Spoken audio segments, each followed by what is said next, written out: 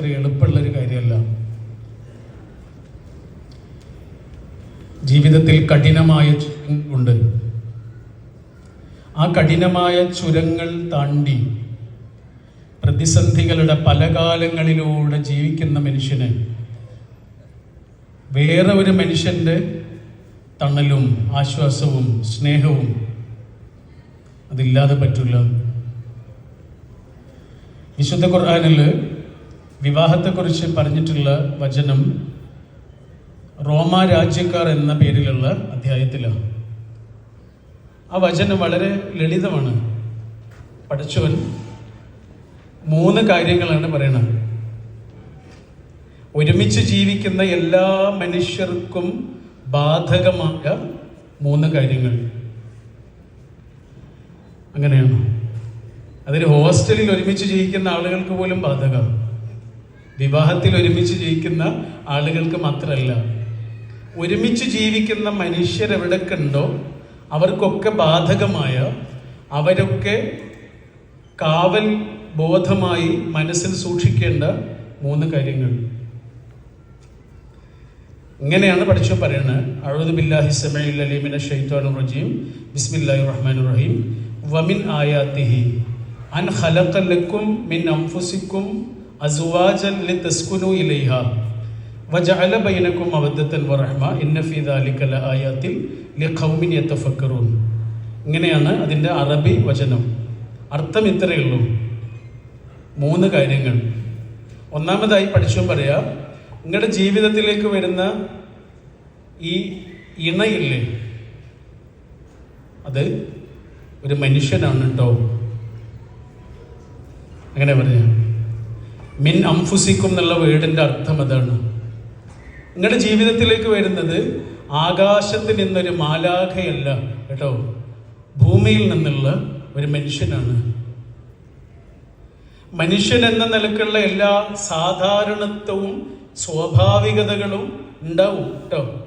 അസാധാരണമായി ഒന്നും പ്രതീക്ഷിക്കേണ്ട. മനുഷ്യൻ എന്ന നിലക്കുള്ള എല്ലാ സാധാരണത്വങ്ങളുമുള്ള ഒരാളാണ് നിങ്ങളുടെ ജീവിതത്തിലേക്ക് കൂട്ടായി വരുന്നത് കേട്ടോ. ബൈബിളിൽ ഒരു സ്റ്റോറി ഉണ്ട്. ആ നാട്ടിലെ ഏറ്റവും വലിയ ആള് രാജാവാണല്ലോ. രാജാവിൻ്റെ ശില്പം ഉണ്ടാക്കുന്നതായിട്ടുള്ള ഒരു സ്റ്റോറിയാണ്. രാജാവിൻ്റെ ശില്പമാണ് ഉണ്ടാക്കുന്നത്. ഇരുമ്പ് കൊണ്ടാണ് ഉണ്ടാക്കുന്നത്.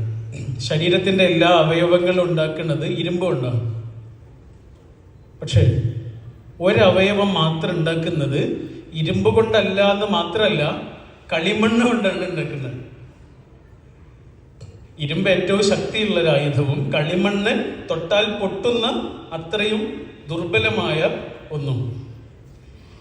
ഈ കളിമണ്ണ് കൊണ്ട് ഉണ്ടാക്കിയത് ഏത് അവയവാണെന്നറിയോ? കാൽപാദം. ശരീരത്തിന്റെ എല്ലാ ഭാഗങ്ങളും ഇരുമ്പ് കൊണ്ടും കാൽപാദം മാത്രം കളിമണ്ണ് കൊണ്ടും.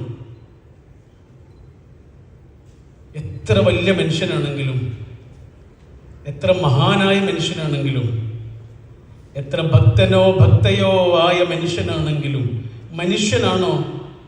അയാളുടെ കാൽപാദം കളിമണ്ണാണ്.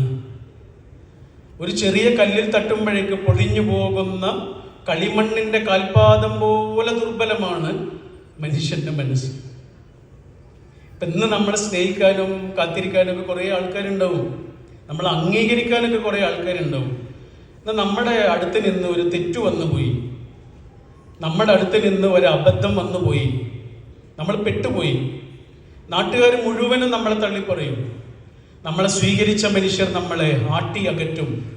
ആർക്കും നമ്മളെ വേണ്ടി വരില്ല, നമ്മൾ ഒറ്റപ്പെടും. ആ സമയത്ത്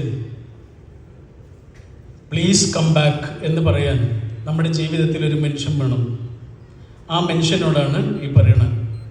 നിങ്ങളുടെ ജീവിതത്തിലേക്ക് ഇണയായി വന്നിട്ടുള്ളത്, നിങ്ങളുടെ ജീവിതത്തിലേക്ക് ഭാര്യയായി ഭർത്താവായി വരുന്നത് ആകാശത്ത് നിന്നൊരു മാലാഖയല്ലോ, ഭൂമിയിൽ നിന്നുള്ള മനുഷ്യനാണ്. തെറ്റുകൾ പറ്റും, കരയും, വേദനിക്കും, സങ്കടപ്പെടും, വിശക്കും, പിഴവുകൾ വരും, അബദ്ധങ്ങൾ ആവർത്തിക്കും. ഒറ്റ കാരണമേ ഉള്ളൂ, മനുഷ്യനാണ് കേട്ടോ. എന്നിട്ട് പഠിച്ചവൻ 2 കാര്യങ്ങൾ കൂടി പറഞ്ഞു. എന്താണ് മനുഷ്യന് വേണ്ട രണ്ട് കാര്യങ്ങൾ. ഒന്നാമതായി സ്നേഹം എന്ന് പറഞ്ഞു. വജഅല ബൈനക്കും മവദ്ദത്തൻ വറഹ്മ. നിങ്ങളുടെ രണ്ടാളുടെയും ഇടയിൽ, നാസ്നിയുടെയും ഹിജാസിൻ്റെയും ഇടയിൽ പടച്ചോൻ ഉണ്ടാക്കി വെക്കുന്നു. അങ്ങനെയാണ് പ്രയോഗം. വജഅല ബൈനക്കും മവദ്ദത്തൻ വറഹ്മ.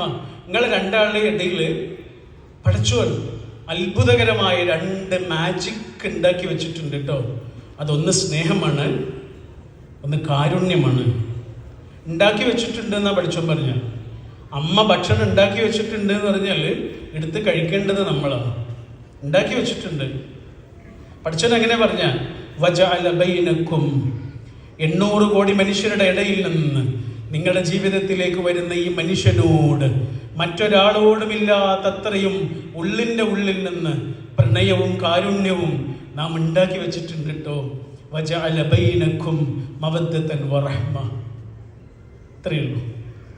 വിവാഹത്തിൻ്റെ സമയത്ത് വധൂവരന്മാർക്ക് വേണ്ടി പ്രാർത്ഥിക്കുവാൻ ഹബീബായ റസൂൽ സല്ലല്ലാഹു അലൈഹി വസല്ലം പ്രവാചക തിരുമേനി പഠിപ്പിച്ചു തന്നിട്ടുള്ള ഒരു ചെറിയ പ്രാർത്ഥനയുണ്ട്.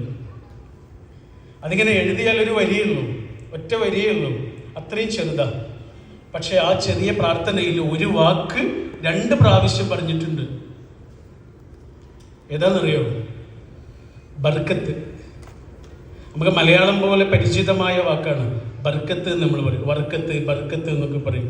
എന്താണ് ബർക്കത്ത്? എന്താണ് ബർക്കത്ത്? കുറേ ഉണ്ടാവലാണോ ബർക്കത്ത്? ഒരാൾക്ക് കുറേ പൈസയും ഐശ്വര്യങ്ങളും ഉണ്ടാവലാണോ? ആണോ? ആണോ? ആണെങ്കിൽ എല്ലാം കിട്ടിയ ഒരാളോട് ചെന്നിട്ട് ചോദിച്ചു നോക്കൂ, എന്താണ് ബർക്കത്ത്? അയാൾ പറയട്ടെ. നമ്മുടെ നാട്ടിൽ ഏറ്റവും സമ്പന്നനായ മനുഷ്യനോട് ചെന്നിട്ട് ചോദിച്ചു നോക്കൂ, എന്താണ് ബർക്കത്ത്? ഇനിയും ഉണ്ടാവലാണെന്ന് അയാൾ പറയില്ല. പക്ഷെ അയാൾ പറയാൻ സാധ്യതയുള്ളൊരു കാര്യമുണ്ട്. അതെന്താണെന്നറിയോ? മനസ്സമാധാനം. Happiness is peace, not pleasure. Will Smith എന്ന വലിയൊരു കലാകാരൻ്റെ വാക്കാണ്. Happiness is peace, not pleasure. സന്തോഷം എന്ന് പറഞ്ഞാൽ നിമിഷ രസങ്ങളുടെ പേരല്ല. സന്തോഷം എന്ന് പറഞ്ഞാൽ മനസ്സമാധാനമാണ്. ആ മനസ്സമാധാനം നമ്മുടെ പ്രിയപ്പെട്ട 2 പേരുടെയും ജീവിതത്തിൽ, ആയുസ്സിൽ വരാനിരിക്കുന്ന മുഴുവൻ കാലത്തും പഠിച്ചവനിൽ നിന്നുള്ള അനുഗ്രഹം, ബ്ലെസ്സിങ് അവരുടെ മേൽ എപ്പോഴും ഉണ്ടാകട്ടെ എന്ന് പ്രാർത്ഥിക്കാനാണ് ഹബീബായ റസൂൽ പ്രവാചക തിരുമേനി സല്ലല്ലാഹു അലൈഹി വസല്ലം പഠിപ്പിച്ചു തന്നിട്ടുള്ളത്. ആ പ്രാർത്ഥന നമ്മുടെ മനസ്സിൽ ഉണ്ടായിരിക്കണം. ബാറക്കല്ലാഹു ലക്കുമാ വബാറക അലൈക്കുമാ വജമഅ ബൈനകുമാ ഫീ ഖൈർ. 2 കുടുംബങ്ങളിൽ നിന്നും വേർപെട്ടു പോയിട്ടുള്ള കുറേ ആൾക്കാരുണ്ടാവും.